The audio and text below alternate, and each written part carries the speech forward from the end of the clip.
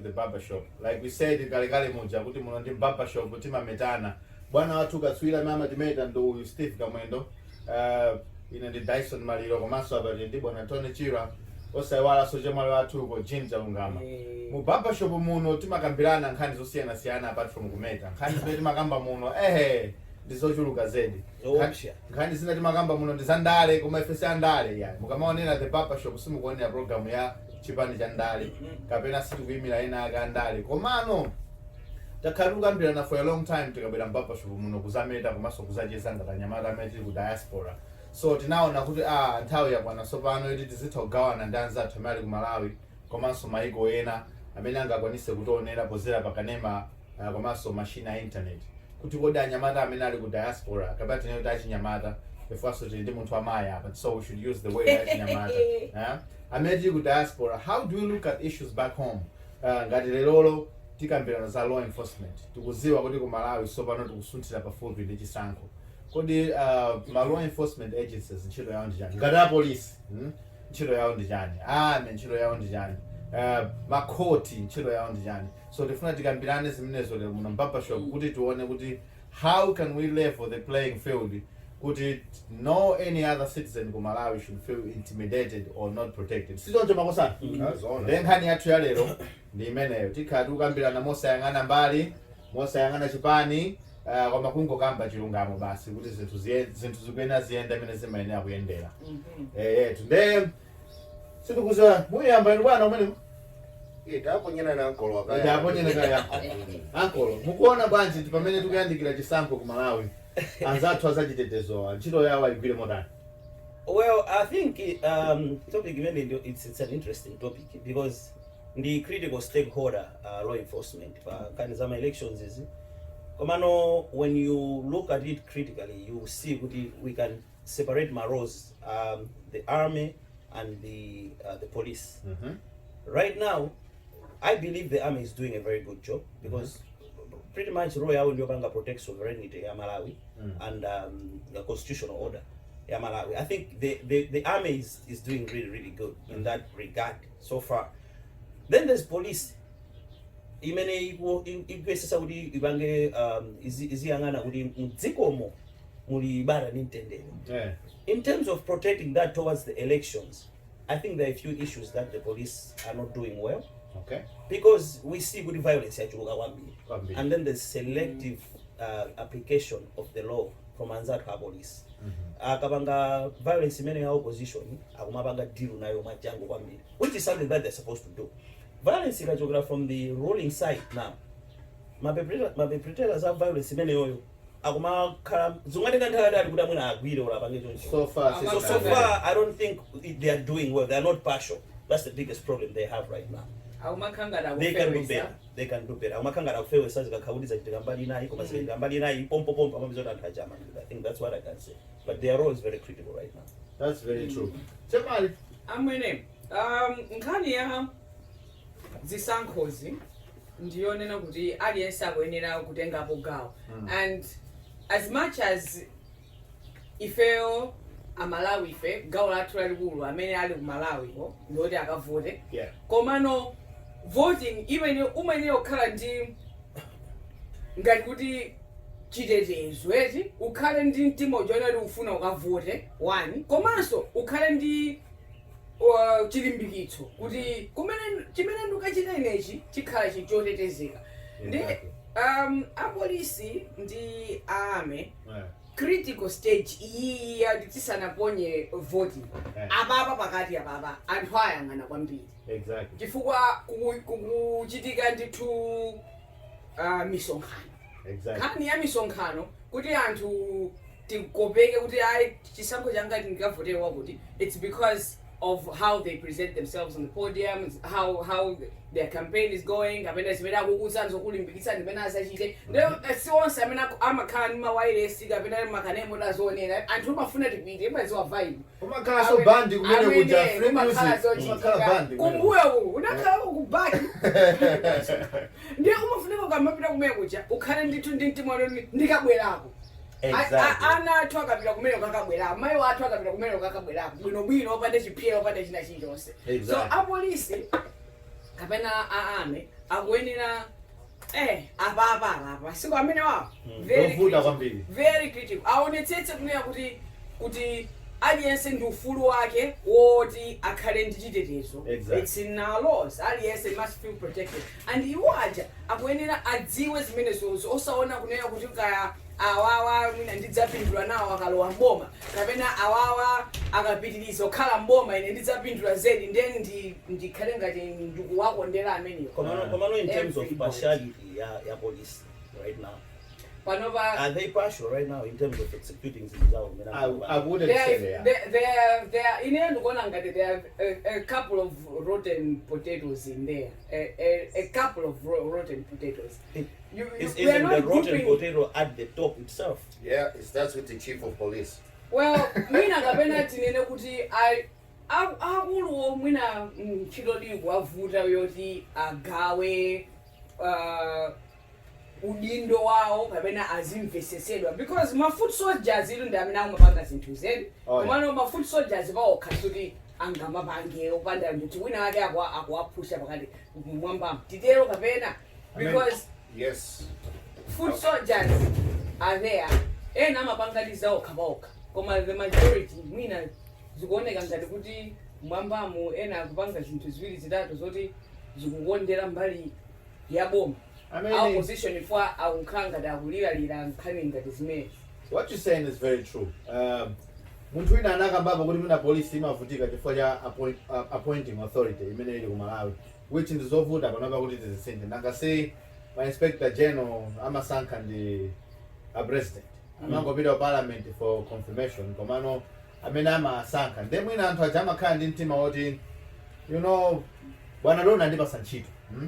It's going to be very hard for me to do against Bwana Tony. Koma chimene mwina tingabe phecho apolisi ajazikumbukira kuti amalandira misonkho yathu. Anthu ajasalandira salary kuchokera kwa president.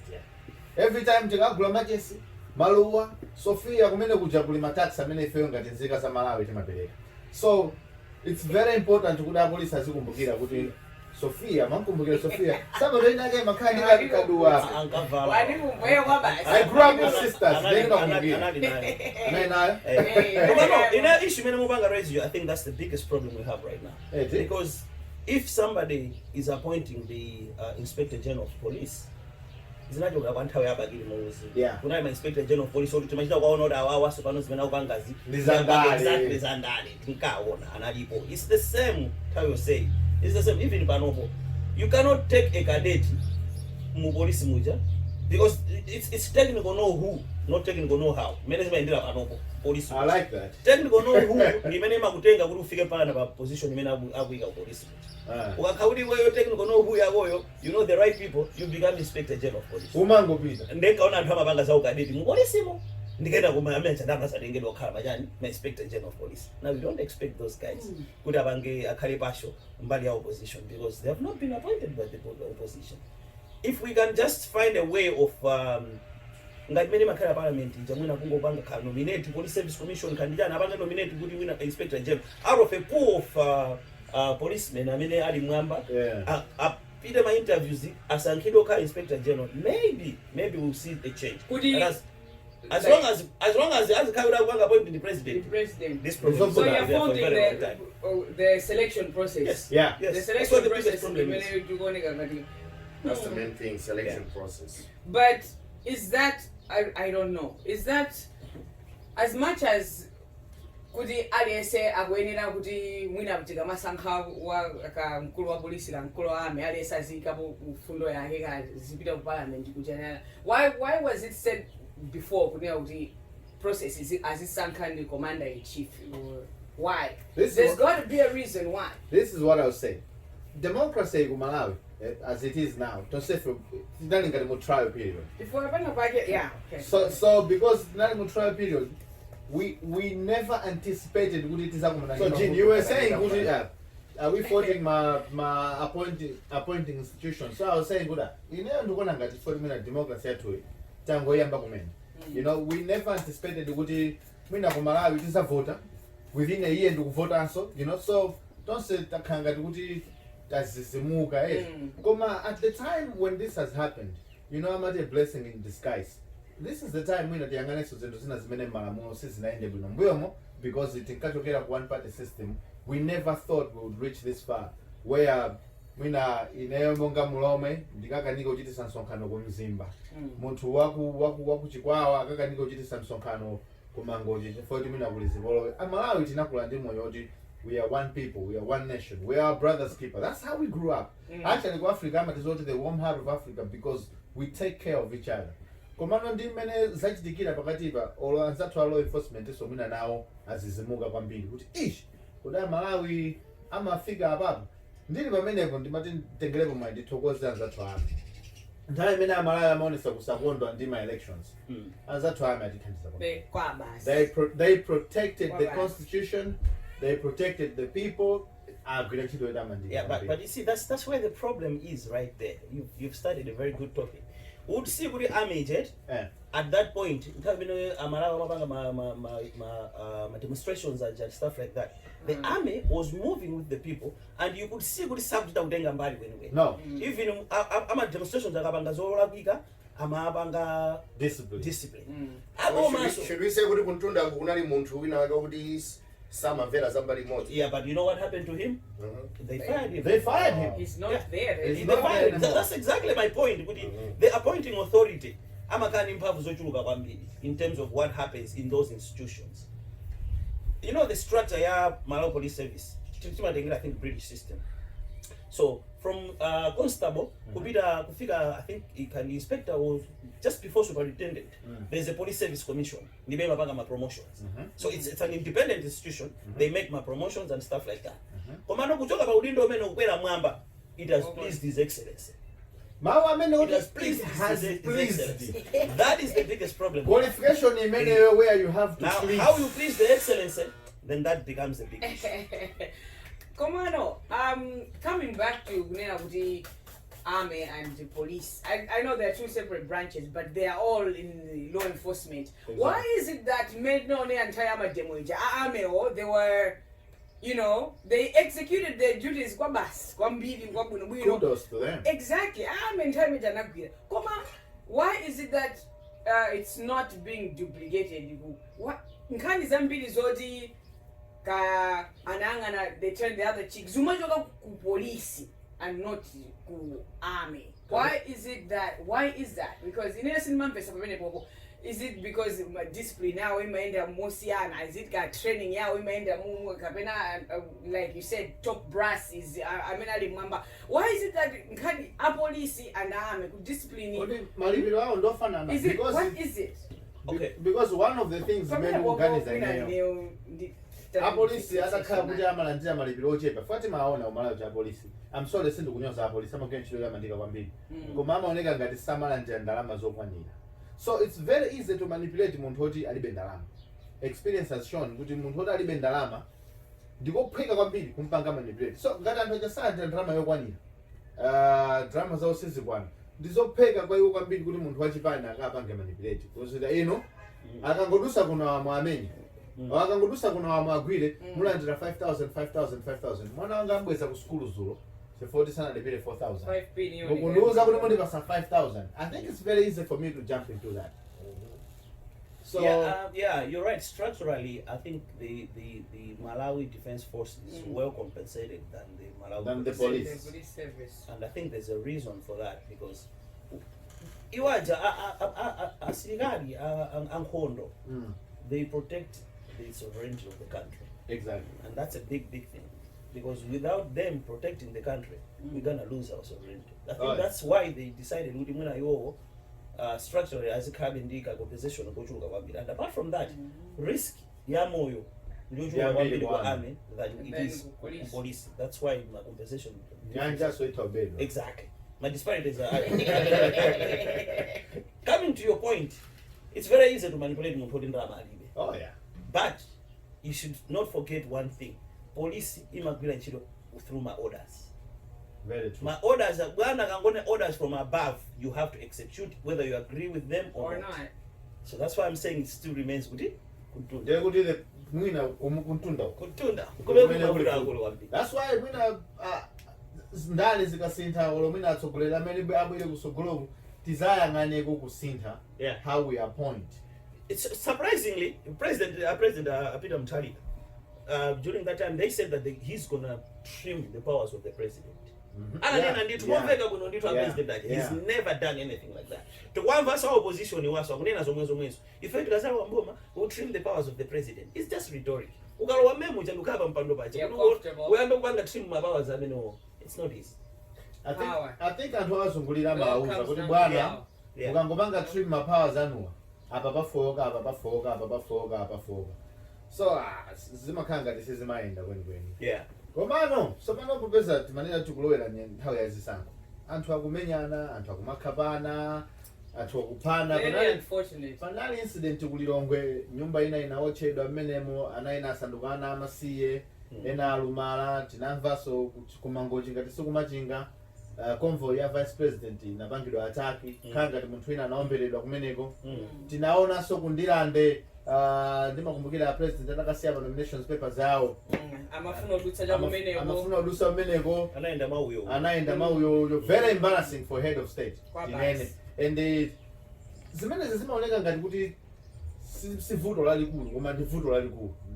Tikuona ngati law enforcement pamenepa apange bwanji mogwirizana ndi other stakeholders to make sure that ka period aka the very critical period zinthu zimezi zisapange escalate kuti zimayamba pang'ono. This is how civil war starts. If you look at maiko ena ngati Rwanda ndimene zimayambira kuti alomwe simungakapange msonkhano kwa Nsundwe ino akwansundwe kumachinga kuno musabwere tipange bwanji as a country, because after my elections my neighbor will still be my neighbor. Yeah. Our kids will still go to the same school, we go to the same churches. Tingapange bwanji to make sure kuti mavuto amene wasabile patali.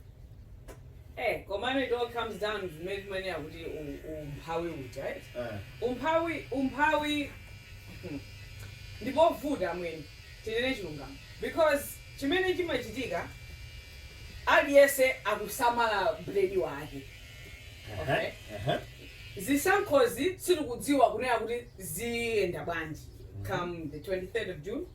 Yeah, we're voting on the 23rd, yes. According to Parliament. Yes, 23rd of June, date yote. After that, aliyesina kuona kunena kuti kodi apa ine ndizipange align kuti because inda akavala uniform ije ndo wa police, akavala uniform ije ndo wa army, koma akavula ndi munthu, ndi Malawi, okay? Akavula once they start thinking like that, akumaganiza icho nje kodi pamene papa kuti ndikaonesa kunena kuti izizi let's say kupali msonkhano opposition ndi akunena kuti mwina abwana alamula kuti kumeko musavite koya kapena muzingo angozungulira chapatali musakaonekere like that chitetezo chasachepe kumeneko komano kapena kodi msonkhano wa boma kumeneko ineyo ndikaoneka kuti ndikusapota boma mwina sangawine kewe ndikaoneka kuti ndikusapota opposition mwina sangawine ndingozikhala ngati kunena kuti ndizipange align kuti winning side.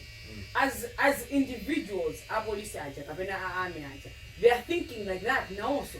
Akusamala ntchito yawo, akusamala kumene kumachokera brain wawo. Ndiye ndipovuta.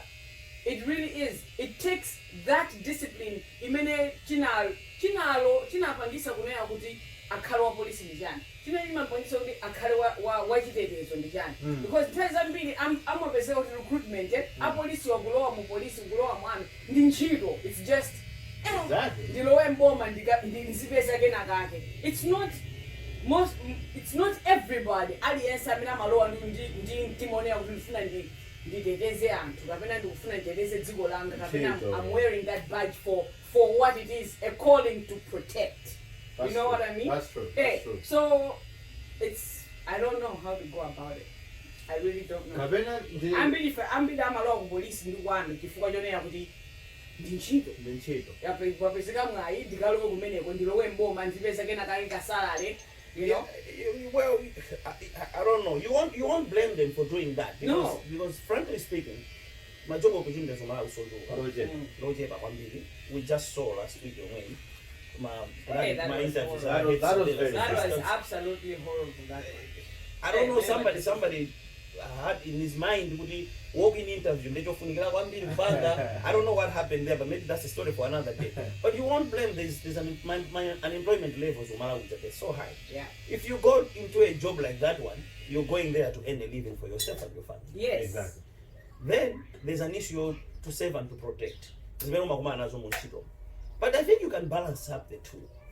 To say, okay, I'm gonna fend for my family. At the same time, I'm gonna do it, the saving and protecting at the back of my mind, because this is the job that I've applied for, and this is what it comes with it.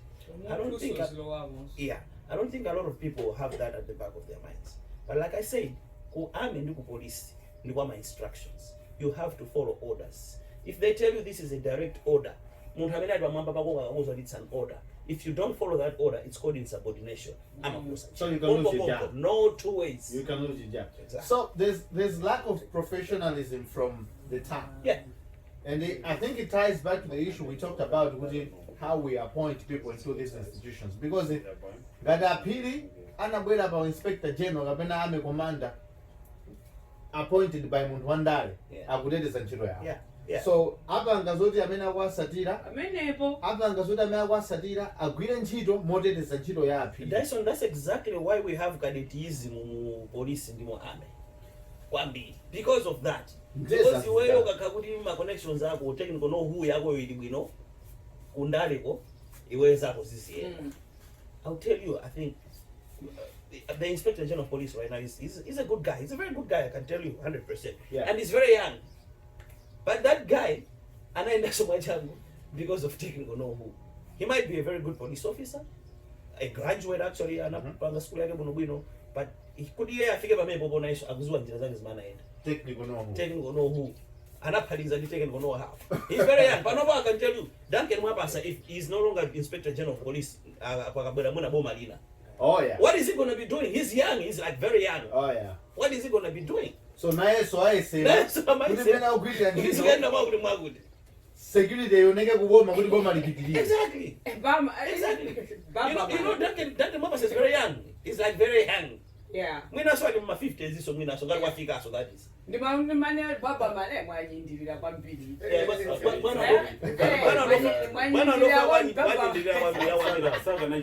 Bwana angawa amwene bwana. Koma ine atike ndilinde manga emoze. Ine ndikuona ngati nkhani yambiri chili chonse chimene tikukamba apa nkhani yambiri kugwera pa patriotism. Munthu ngati umakonda dziko lako, zinthu zambiri ndikuona ngati sungapange. Despite kuti ndi mavuto otere koma pala anthu ine ndizowa pala anthu ena kuti chifukwa amangolikonda dziko alibe zinthu mwina zowayenekeza zambirimbiri zoti mwina angathandize dziko koma paokha chifukwa choti mumtima mwawo anaona kuti ine dziko ndimalikonda akuzobweretsa kusintha. Koma kulikonda dziko lili apo ndalama mwini. Umalikonda dziko tu ana ako akudya nkhuku pa nyumba. Pamenepo ndi zinthu zonezo pazizoti zisokonekera. Chifukwa ngati munthu ukulikonda dziko iweyo ndiwe police officer kapena iweyo ndi wakwanu. That is true. Ungalole bwanji kuti iwe ukusankhe kuti okay ine chabwino ndisankha mbali ya Tambalayi ika kapena ndisankha mbali ya Chimanga. Mukuona pamene ndikumvesani zomwe mukunena komano apolisi ajanso nawo ndizayamvesa nawo ndi anthu ali ndi akazi awo ali ndi ana Extended family. So listen to this. Aliyense akamagwira ntchito ija umafuna china chake. So iwowo amayang'ana mbali yomwe ikuadyesaso. Amayang'ana mbali ikuadyesa. Palibe chifukwa chokuti munthu apite pa street akapange zinthu za chilungamo kupita ku nyumba ukagona ninjala ndikubweraso. Ndi chifukwa choti maona akupanga zinthu zosiyana kuti angopeza at least atulukire ndika kabagi kampunga ku nyumba. Sipano zimene zizofunika boma ano pena pake kaya boma limene litabwera aganizire mapolisi aja at least pena pake ziziyenda. And also ndi anthu tisamango aona akakhala kumene kunja kuyenda ma street munja. Ma conditions za police kandame akwenera asinthe drastically if there's to be any kind of minimal change. Ndimuna nyumba za police zaukajeza. That's the biggest problem. Muna nyumba za police zaukajeza. Housing ya police. Oh man, I don't know. That institution you been in Mavurojo. Okay. First of all, there are very few houses. Exactly. Very few houses. But the houses that are there, hey, ulikonda dziko like he's saying, kuti ukhoza kulikonda dziko lako munthu kulikonda koma ukuona kunena kuti you're just putting in the effort. Iwe mwina ukuona nzaka wapanga zadambisi koma iwe kumakhala kuti ayi ati zadambisi chake oche wafe timanena kuti dambisi timanena zo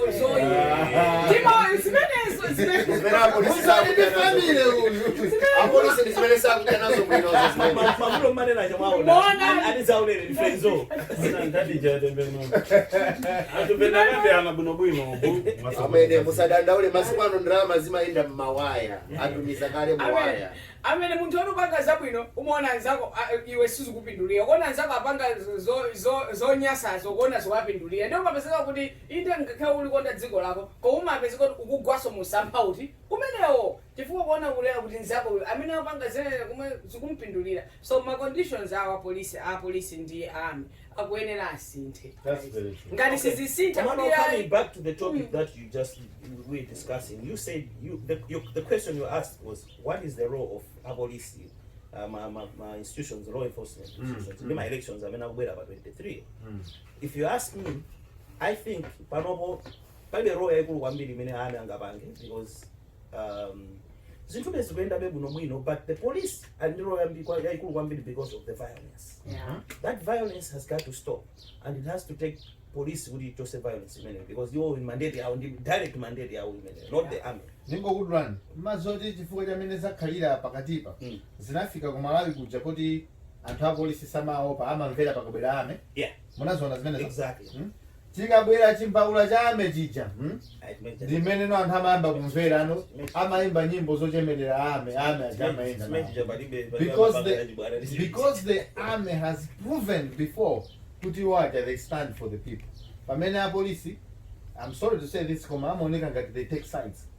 Taking this from my demonstrations, amene amachitika tikudikira kuti coach ligamule kuti zisankho zinaenda manje. A police amatengedwa ngati adani agulu. Kukabwera ame, I remember kunali ma demonstrations ena anthu ankapita ku State House. Pictures are all over the internet. Ame anaenda ndi anthu kuwaperekeza mpaka pamene lamulo limalola kuti ukumsafike. A police anathamangisidwa chifukwa tinena kuti a police amaoneka ngati akutenga mbali imene imatsutsana ndi zofuna za anthu ama demonstrations. So in a person I still think kuti ameso ali ndi a critical role to play. Chifukwa so muzindikire ichi zisangozitika mazadikira kuti wawina ndani kuti awalola kuchoka mboma kapena awa alolera kuti aluza. That's where I think the army should be coming in. I don't think the army should be coming in with demonstrations here and there. I don't think they mandate the police. It's just unfortunate that police is that shouldn't be taking the whole army with the way it is at the army should be ready voter. And then wawina ndani. At that point in time, that point in time, army is very, very critical because that's constitutional order. Yeah. We have to move from our bita our. Nkaona Joyce Banda izo atamalira bingo army ndimena nakulengera malamulo a dziko mena maendera. They rushed kuimba Joyce Banda because they knew that was constitutionally the president, the de facto president wa dziko. So transition manager, that's the royal army. I don't think the army should be busy kumapanga violence that should be police's job. Commando police, unfortunately they're not doing what they're supposed to. Capacity because the army they do have that capacity. I mean, those people, I will tell you one thing. Police service ya Malawi I think the structure, those guys are well trained to control crowd riots and stuff like that. They are well trained. But the issue is not their training. The issue is the political will to do that. It's not there. But in terms of training, I know very good friends of mine in the Mabwana Umekucha, they have attended my trainings across the world. Across the world, yeah, of course. They have that technical know-how. Yobanga deal with my violence. But if they've not been given an instruction, they're not going to do it. Komaso apolisi tikanena kuti mwina alibe kuthekera kopanga zinthu ngazonso. Ndikhulupirira apa mwina anthu ena maonapo wapolisi amati akamgwira munthu kuti mwina akupanga zosokoneza. Pano mazwira kuti mzanga ayo akusiyana ndine ya ndi training ine ndi. Pazwena wapolisi amati akuchita within minutes. Within minutes umata kuona Nzanga Kanga mlagidwa. Nzanga uyu. Ndoba mulakawa. Maona? Maona? Kanga nanakupangani kwa Black Lives Matter pena zake. Anacheza nao. Muna hapa yani. Iya, tono kana kwa ndio Afrika. Kama ngani ya Afrika. Kama zona. So they're trained, but we lack the political will. For them People to are execute trained. their I'm job. telling you they are trained. Ngani ndio ikugwera kumeneko. Komano ngani ndio kuti tingapange bwanji. Komanso china Ndivonetsetse kuti zisankho zachibwerezazi pakufunika ndithu apolisi ndi ame akhale Yeah, but do we need the army though? That's the question. Police mobile service. And I mean police mobile service. Police mobile force. Police mobile service. I mean those guys are trained. Crowd control. Akuidziwa 100%. There's no way tinganene sokuti sakudziwa. That's not where the problem is. They have it. That's not where the problem is. China now. I have a question. Banatone muone kazoti mukuziwa kwambiri zimene. Kodi mkulu wa polisi ni mkulu wa army. Do they work together sometimes? Kapena kanditi ma meeting mwakapita. Or they just two separate people like I don't know you and we don't cooperate at all. What is it? Steve, they do. Actually they're supposed to be talking like pretty much every day. They do. You saw amena nalipokale aja anundwe ndi amapanga ma joint press conferences nthawi ya madremoji. They are supposed to work together hand in hand. But the problem is maganizo ako ame ni maganizo ako polisi on the way things are supposed to be run. No say akawambia. But akulu on sale they are appointed by His Excellency. Yes. Koma siri maona nthawi zina zake kuona ame aja amenya polisi chanyani. Anthu aja sangomalisi katika zimezi kale phone call. Iwe tukumane muno. Anthu amba amenya apa samakofi anyamaranga. Kodi chichitika dijani kumene. Wesa jo sale bole. Police oluti ndale so nawo so. Ine nzake madaba pemene pachamba. If they cannot work together, how can they control the, It's in-house. Yes. Because those guys are like you said, they all get orders from the top. The top has to say, don't do that. And zoma kwapulana makofi zija wa army kumenya uyantu kuma supporter. I mean, to me, it's fun, but I don't look at it like. Kone no maiwala pompano kunali ndewe ya polisi ndi ma prison anapita kunzuzu anaamba na polisi dance atama ama yangania atu prison. Oh. Ndale dawo so city naende bwino. Koma like I said, bwana wamena na mangira nthawi manager. Kodi bwana wawa ali politically connected. Bwana wasaka da kwira. Akuwa zimezo. Akode tsaso ngani. Kani yakwera. Ngani yakwera. Isaka da exam. Ina example kodi? General exam. Example. Example makamala yame kamera. Sono sunga valeo ambatu malaya. Malawi sunga valeo. Uko vala malaya menewa akucha. Aje zadawe. Aleso kale kuli nawe so kuziwa awira atatu. Yeah, but my point is awawa olo ineyo ndakaulinda panga chinthu nyake cholakwika kumalawi kucha which needs intervention ya police which is law enforcement. Ndakauti ineyo I'm politically connected or I'm connected ndi anthu ena ndi ena. They're not going to do anything to me. That's just the point. Because ineyo ndi mphamvu zona kuti ndimankhwala ndakuti mazona ndakuti then eventually sandipanga china chicho. Komano tingachite chani kuti nchitidwe umene uwu sinthe. I pena pake titati tione sombali ina sitinganene kuti mwina amene akupanga instigate violence imene kuti zichike apolisiwo ali apo kuti ndi ntchito yawo yoteteze komano instigation imene amene akuyambisa zimezi sipena pakenso mwina andale waso akayima pa nsanja paja ndikumayankhula kukhanga not fueling the fire akamayankhula kunena kuti if everybody has a role to play in terms of GDP. I think you're right. That's what the biggest problem is. Aliyense wandale akayima pansanja paja ndikumayankhula zimene akuyankhula zimene zikuchoka mkamwa mwawo si zimene zikupangisa kuti apezeke kunena kuti iwe tumbuka iwe ntonga iwe lomwe tisagwirizane tisayankhulane kapena iwe nchewa is it ineso pena pake ndikuona kuti andalewa akakhala kuti akuyankhula aziganiza kaya asanayankhule chifukwa ali ndi anthu oti followers awo akati akayankhula zimene ayankhula zimene zopa on the ground zikupangisa kudera kuti zikupangisa kuti anthu nosopana even though it's wrong ndizolakwika kuti zipezeka kuti usankhana mtundu kapena koma zimene otitsogolera akuyankhula zimenso zikhozopangisa kuti ife otsatirafe tikhale ndi mtima onera kuti usimbale wanga uyu asabwere udzayankhula pamudzi panga pano uyu azipita kwawo and then the police and the army is overwhelmed. Jen, this is where the problem is. You hear the president saying because I feel protected in the South here. That's the president, the most protected person in the country. That was so reckless. President that becomes a problem. You see our opposition, IMCP, are in the barracks. I don't know. That's a ticking bomb, mate. These guys are in opposition. Barracks. Barracks. What do you mean it's a ticking bomb? How long do we have before it explodes? Those guys are gonna be more dangerous than they are right now. Yeah. If you don't police them, and I think MCP is playing a blind eye to what is happening in Musumbe. We don't want to talk about it, they don't want to talk about it. So politicians need to come and address my issues of violence. If they don't do that, then it becomes a problem, because President Sanga Manene before he makes it safe. South, safe.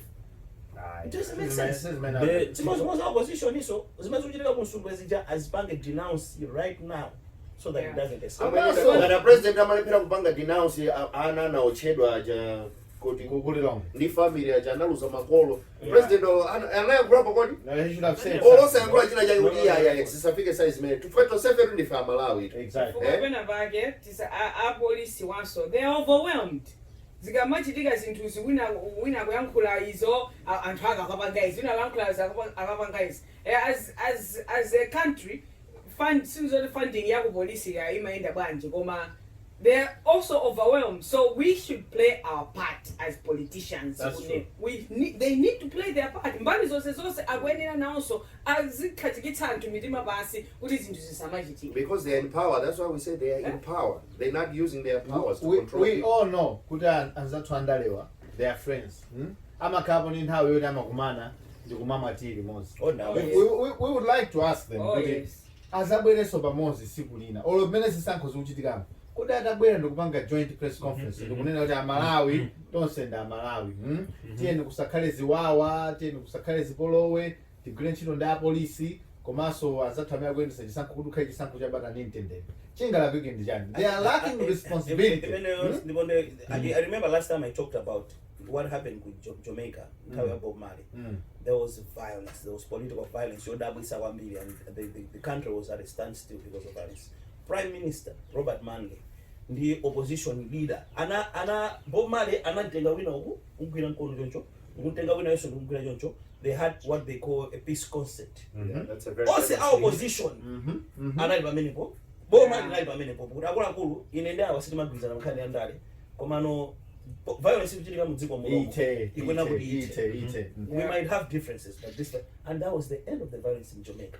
Bongonjezerapo ku Kenya sigalikali zaka zingapo zapitapo Western 5 kunavuta ku Kenya osatira Raila Odinga akunenesa kuti Raila Odinga is the people's president. Osatira Uhuru Kenyatta na also akunenesa kuti Uhuru wawina. People were killed. It took what they call in Kenya the famous handshake. Anabwera Uhuru ndi Raila Odinga live pa television ndikugwira majanza kuti we are all Kenyans. Stop the violence, and from that time palibe so munthu wina amene anaphedwa. So mwina so ku Malawi tipempha so kulera ndale chonde azathu amipingo kulipaki kumene kucha they can facilitate this. Azathu amipingo tente abweresa so gathu andale pamozi anene kwa mtundu wa Malawi kuti please stop the violence. At the end of the day tonse ndi Malawi komanso ine ndimaona ngati ma citizens pamene tikumaliza ma citizens tente zikumbukira kuti awa ndi anthu andale awo.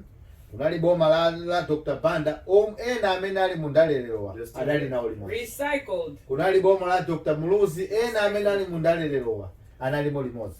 kunabwera boma la Professor Bengo Mutharika, nduna zinazi zinali kumeko. Kunabwera boma la amaiwa Dr. Joyce Banda adali momwemo. Boma la Peter Mutharika ili ali momwemo. So I can tell you they just crossed the and amayankhulana so Joyce Joyce Banda's husband, retired Chief Justice Richard Banda, and Peter Mutharika, they were in the same class, secondary school. You see? Same class. Peter Mutharika ndicha kufa jihana amakhala nyumba imozi ku Kenya.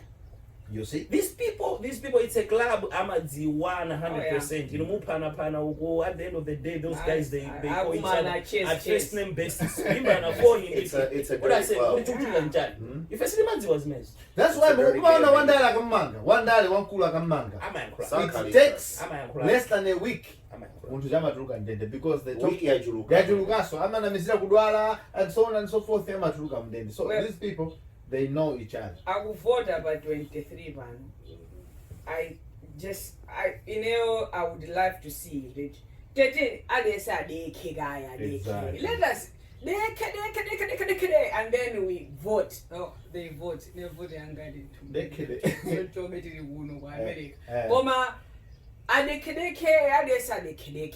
And then the vote about 20. After that, Malawi tajeni tikonde dziko lathu tizikonde so anya jefe zotsatira zapamene pono is what is going to determine kuti kodi ababa no dziko lathu likulowera direction iti tikutani koma between now and then the 23 ndipo mpano zokhapanazi zomwe tikanayimbisa kai please right malomo okagenda ndi mwala umunotenga vote ukayikhulira mulani pamenepo komanso nkhani yaikulu kwambiri tu ili kumalawi kuja zinati kumudwisa kutapa zokuti anthu 1 million plus chakuti last time muja sana vote koma mukaonesesa nthawi manager ni nthawi kufunikira just kawanawa kupita ukavota koma anthu ena they would rather be pena pake kumwamowa kutani simungafeto osamamowa siku limodzi lokha ukangovota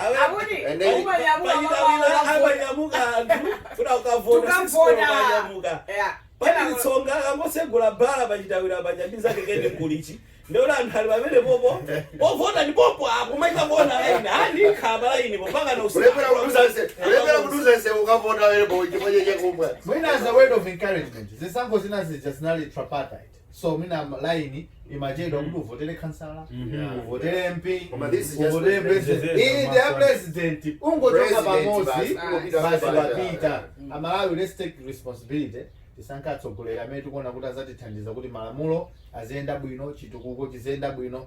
Think about your children. Osangoganiza ndanja t-shirt ndanja nsalu ndanja chipewa yeah. Let's think about the future of our country, the future of our children. Kuti zinthuzi ziyende bwino kumene tikulowera koma tachezamo topapa shule in conclusion my last words would be amena alowe mboma they should look. Our problems are systemic in nature. Amena alowe mboma akaone ma systems amena alipo in terms of appointing authorities. I think that is an area that needs to be worked on because Genesis yama problems that kwambira uchokera pa abema sankidwa abema sankayo. I have to toe the line ya mutwani sank. Now if you have a situation like that, it's always going to be a can of worms. Amada rowe boma akasinthezi ntungati zimezo zoma structures akasinthezi ntungati zimezo we will have a very good country. Police force ya Malawi, I can tell you 100% they are well trained. All right. They are, but the problem is upstairs. Bwana mene ndikuonera pano starts ndi first one to vote affect chifukwa choti kumalawi kuchovuto likibola likulu ndikuona ngati anthu asiye zomafuna kumasupporta zipani za ndale ngati kusupporta matimu ampira.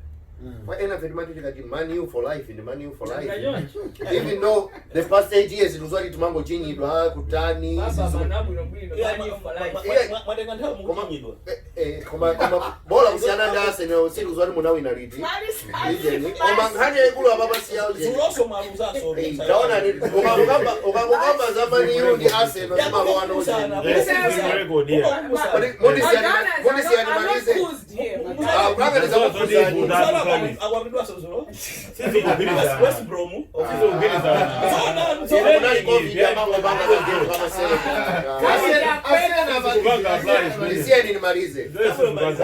here's what it is. Anthu asamakhale ndi mtima uja kuti ine kwathu ndikumulanje ndi ifeyo akumulanje kuno chabwino kunjeni ukoko chabwino ndikoneya kuti ukoko asamanene kuti iyayi kunoko ife timasapota zakuti. They should be able to welcome other people amene akufuna atukule abwerese chijeni chithandizo kumeneko osati ngoti ife ndende akuno timasapota zoti ife ndakumanjinga nda UDF. No, whoever is doing a good job, give him a chance. Thank you. All right, thank you. Jane. For your veg. Hawe anafete. Ndiponso sina ikidwe nova introduction then this is going to introduce kumalizira. You're just a customer, so Not introducement.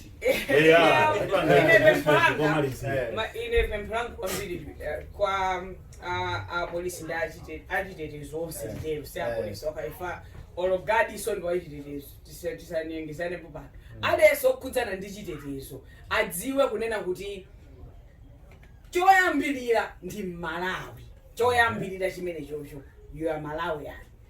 Ukavala uniform ija ukupita kuntchito, you're doing your duty, koma choyambilira ndiwe Malawi ndithu. Nde akamakhala kuti akupanga zinthu lamulo lili apo akakhala kuti watumidwa, koma umunthuso uzilowamo pena kuti koma akunena kuti inde abwana akunena kuti chakuti koma awa ndikhape uyu ndigwire uyu sanalakwe, umuntu ubweremo ndithu. Apapa tikudalira iwowo kuti anthu tikavote mwabata ndi mtendere, makampeni ayende bwino. Pempho langa ndi limene lolo wa polisi and wa aliyense wachitetezo adziwe chinthu chimodzi, at the end of the day ndi Malawi. Dziko lija ndilomwe lija, sili kutanuka, sili kuchepa, ndilomwe lija ndithu. Ndiye aliyense aziganiza chinthu. That would be my pempho. Bwana amene mfuna mazibange introducement according to bwana. Choyambilira ine dzina langa ndine Alfred Kavwenge. Ndangozibanga introduce ko. Tsano dzinali anthu timalisokoneza. Pajabali pamene pone nichichewa. Imene nichichewa. Komano mu chizungu ni Alfred. Okay.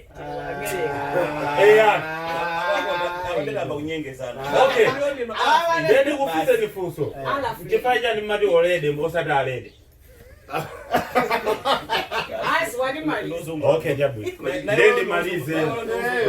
Bwana Alfred. Ndende malize. Ine choyambilira ina urge citizen wa Malawi. Wani mwandisese kuti ziphaso zanu zokuyenekezani kuti mukavote mukhale nazo. Chachiwiri mukavotere munthu amene mukuona kuti uyuyu sikuti angothandiza inu yayi, komano ziwenawo kambazi zikhuzothandiza chani dziko lonse. Chachiwiri anthu